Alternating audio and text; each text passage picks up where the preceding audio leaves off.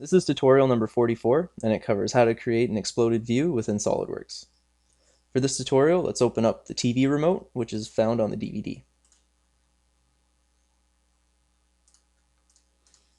Now, to make an exploded view of this part, pretty much what we're going to do is change the distance between each part in the assembly, and we're able to see all the components that go into the assembly, and we're able to see them at a distance from one another and how they come together. So to start off, let's click the Configuration Manager and right-click Default and click New Exploded View. So now we're able to create an exploded view of the part. So to start off, let's click the button, and with these arrows we're able to explode it in any of these axes. So we want to explode it up the green one, so you can see the axis in the bottom corner here, so we're putting it up the y-axis, and let's make the distance 200 millimeters.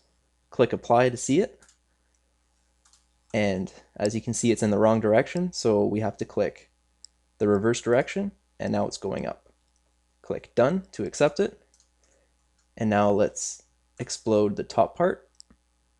Let's click it, click the green arrow, let's change the distance to 150 millimeters, click apply, click done, and now let's get the infrared part, let's click it, and let's make it go along the blue axis, click apply, and that's the wrong direction, let's change the direction, and click done. So now this is going to be our exploded view of the TV remote. Now let's click OK, and when you open it up, you can see the exploded view. Every time you double click on it, it explodes it and it collapses it. Now when you right click on it, you can see the animated explode, so let's click it, and you're able to see an animation of the exploded view. You're able to make it a loop or go back and forth. So let's make it go back and forth, and let's make it go 2 times as fast. Let's click play,